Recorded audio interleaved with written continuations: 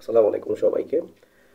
আচ্ছা ধরেন যদি কখনো আপনাকে অফার দেওয়া হয় যে আপনি ঘরে বসে ইনভেস্ট করে অল্প সময়ের মধ্যে লাখপতি, কোটিপতি হতে পারবেন এবং এই জিনিসটা যদি পেপারে বিজ্ঞাপন দিয়ে করা হয় এবং এরই সাথে যদি বলা হয় যে কয়েকজন মানুষের ছবি যারা ইতিমধ্যে পয়সা বানাইছে, তখন আপনি কি করবেন শেয়ার মার্কেট থেকে? সো এরকম একটা ঘটনা ঘটছিল 1996 সালে। বাংলাদেশের ইতিহাসে দুইটা বড় মার্কেট ক্র্যাশ হয়েছে। একটা মার্কেট ক্র্যাশ হয়েছে হচ্ছে আপনার 2011 সালে, আর একটা হচ্ছে 1996 সালে। তো 2011টা যেহেতু মোটামুটি সাম্প্রতিক 15 বছর আগের ঘটনা, সো অনেকেরই জানা। কিন্তু 1996 সালেরটা কী হয়েছিল এটা অনেকেরই জানা নাই। তো আজকে আমরা এই বিষয়টা নিয়ে একটু কথা বলবো। সো 1996 সালে বাংলাদেশে রাজনৈতিক পট পরিবর্তন হয় এবং তৎকালীন আওয়ামী লীগ সরকার ক্ষমতায় আসে। এবং মোটামুটি তখন পর্যন্ত শেয়ার মার্কেটে যেই সেন্সেক্স ছিল সেটা ছিল মাত্র 1000 পয়েন্টে, 1000 পয়েন্টেরও কম ছিল। এরপর যেটা হয় সেটা খুবই সাংঘাতিক একটা বিষয়। সেটা হয় হচ্ছে 1996 সালের 6 নভেম্বর সেন্সেক্স 3697 পয়েন্টে চলে যায়। অর্থাৎ প্রায় 3 থেকে 4 গুণ টাকা এই মার্কেটে ক্যাশ মানে হইতে থাকে।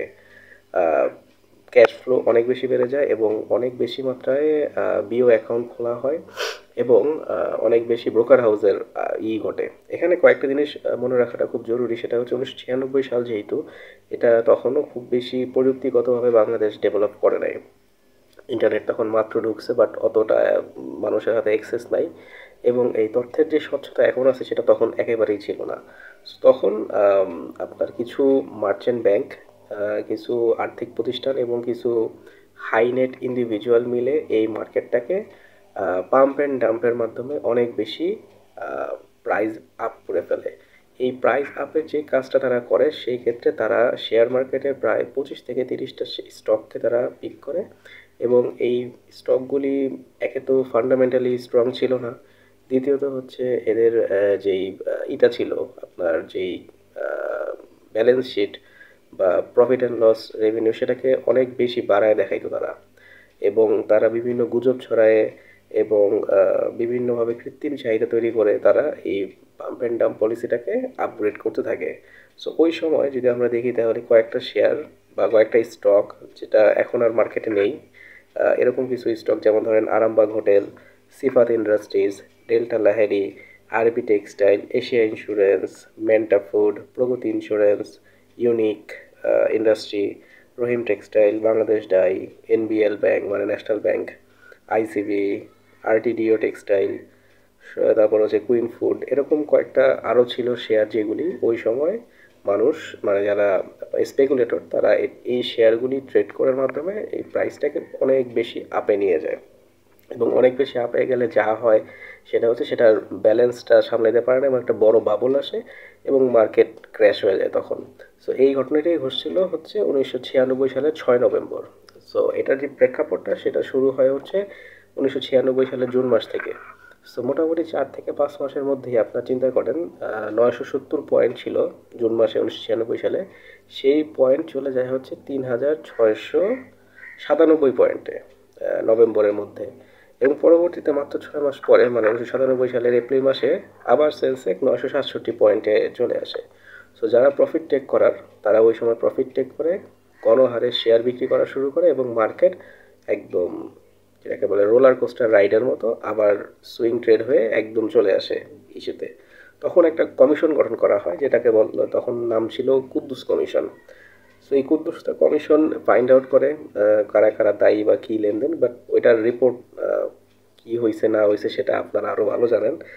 সো না, রাজনৈতিক একটা প্রেশার তো ছিলই। তো সব মিলে এটা ছিল 1996 সালের মার্কেট ক্র্যাশ এবং এটার সাথে আর একটা জিনিসকে যদি আপনি লিঙ্ক করেন তাহলে 1992 সালের এপ্রিল মাসের 22 তারিখে হার্ষাদ মেহতা স্ক্যাম নামে একটা আহ, আসে ইন্ডিয়ান পেপারে। এই হার্ষাদ মেহতা স্ক্যাম কিন্তু ছিল হচ্ছে অনেকটা পাম্প অ্যান্ড ডাম্প পলিসি এবং ফেক বিআর তখন একটা জিনিস ছিল, ব্যাংক রিসিট, এবং এসজিএল একটা জিনিস ছিল। সেই এসজিএল এর সমন্বিত একটা তারা ফাঁক ফোকর বের করে তারা একটা হিউজ অ্যামাউন্টের স্ক্যাম করে। অনেকের মতে 9,000 কোটি, অনেকের মতে 20,000 কোটি। সো অনেকে ধারণা করে তখন যারা মার্কেটে ছিল 1996 সালে বাংলাদেশে যারা স্টক মার্কেটে ট্রেড করতো তখন অনেকেই ধারণা করে যে এই হার্ষাদ মেহতা স্ক্যাম যেভাবে হয়েছিল ঠিক সেভাবেই আপনার বাংলাদেশের 1996 সালের মার্কেট ক্র্যাশটা হয়েছিল। যদিও পুরোপুরি মিল নাই, কিছুটা হয়তো মিল আছে। Because pump and dump policy অনেক পুরনো পলিসি। এটা 1929 সালে যখন আমেরিকান স্টক মার্কেটে ক্র্যাশ হয় তখন এই পলিসি ইউজ করা হয়েছিল। এবং 87-এর এশিয়ান মার্কেট ক্র্যাশ থেকে শুরু করে সব ক্র্যাশেই একই পলিসিই থাকে। তো এখন কথা হচ্ছে যে এই জিনিসটা যে হইলো এবং এরপরে আবার তারই ধারাবাহিকতায় 2011 সালেও সেম অবস্থা হইলো, এই জিনিসটা কি আমাদের মার্কেটে আবার হইতে পারে কিনা? এটার উত্তর যদি বলি এক কথায় হ্যাঁ, অবশ্যই হইতে পারে। আমাদের মার্কেট এখন হয়তো একটু খারাপ অবস্থায় আছে, 5,000 পয়েন্টের নিচে, যেটা আরেকটু বেটার হওয়া উচিত। কিন্তু দেখেন যদি এই মার্কেটটাই 1 থেকে 2 বছরের মধ্যে মানে 2027 সাল নাগাদ যদি দেখেন যে 15,000 পয়েন্ট উঠে গেছে, তখন অবশ্যই সাবধান থাকা উচিত। বিকজ গ্রোথের একটা নির্দিষ্ট সীমা আছে। আর আরেকটা জিনিস হচ্ছে কি, যখন কোনো একটা কিছু ফেক হয় সেটা টের পাওয়া যায় যদি একটু চোখ কান খোলা রাখা হয়। সো এটাই সবাইকে অনুরোধ করবো, যাতে এরকম পুনরাবৃত্তি না ঘটে এরকম ঘটনার। আর ঘটলে যাতে আপনারা সাবধানে থাকতে পারেন। তো সবাইকে ধন্যবাদ এই সিরিজ এটা শোনার জন্য, ভিডিওটা যদি আপনাদের কাছে এটা মূল্যবান মনে হয়ে থাকে তাহলে আপনারা এটাকে শেয়ার করতে পারেন এবং চ্যানেলটা সাবস্ক্রাইব করে আমাদের পাশে থাকতে পারেন। সবাইকে ধন্যবাদ। আসসালামু আলাইকুম।